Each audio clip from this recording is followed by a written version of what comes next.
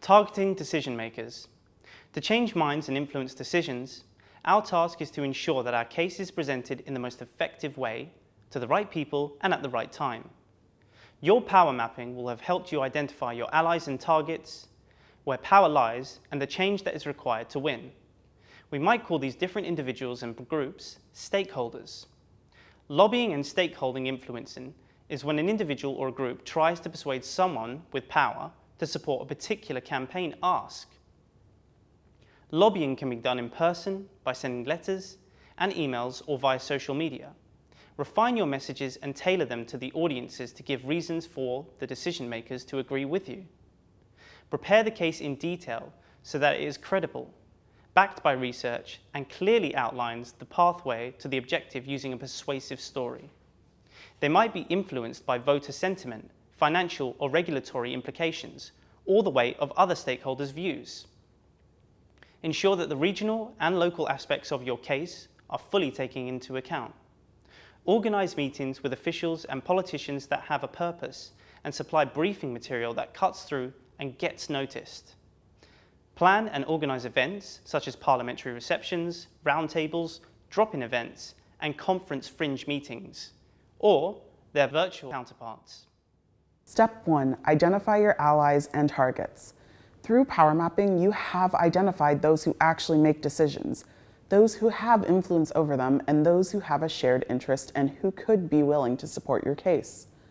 Do they have decision-making power? Can they advocate on your behalf? Step 2. How to get a meeting.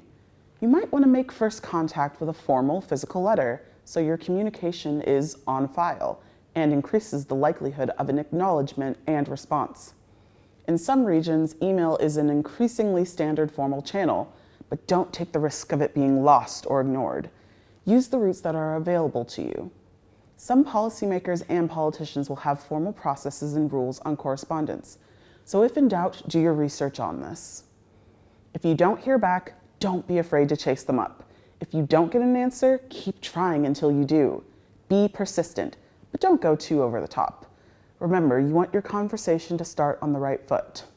An elected representative might be holding advice surgeries and public engagement events, so consider how you might access these opportunities for contact. Step 3. How to prepare for a meeting. Take the time to understand what is important to potential allies and why. Test your assumptions about how your topic aligns with what matters most to them. If they aren't where you need them to be, focus on how you can close the gaps. Do your homework. Look for common interests with your target. What did they used to do in real life? Which committees and groups are they a member of? What subjects do they tend to raise or make speeches about? Follow their voting and speaking record, and monitor their website and social media feeds. Distribute a draft agenda well in advance of the meeting and rehearse answers to tough questions and objections. Mindfully envisage the meeting in its entirety. If you are meeting a person, notice everything, from how they walk into the room, engage with other stakeholders and invite dialogue throughout the discussion, to how you will anticipate concerns and self-manage if tension arises. Envisaging the way you want to lead and engage provides the best opportunity for success. Online meetings are an increasingly common form of engagement. Many of the same rules apply. Be careful to familiarize yourself with the meeting platform you are using, your on-screen background, and take steps to prevent any unexpected interruptions or disturbances. Step 4. In the meeting, clearly and concisely explain your concerns, tell them about your campaign petition, and set out what changes you would like them to make. If you're planning to deliver a petition in person, let them know when you'll be coming to do the hand-in, and ask if they can be there to receive your petition and discuss it with you. Remember, always be polite. Don't give them any excuses to ignore you. And follow parliamentary customs and forms of address. Find common ground despite areas of disagreement, and focus on building a relationship and respectful rapport.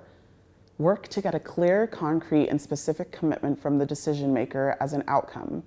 Make sure you build rapport and pay close attention to body language signals and cues. Step 5.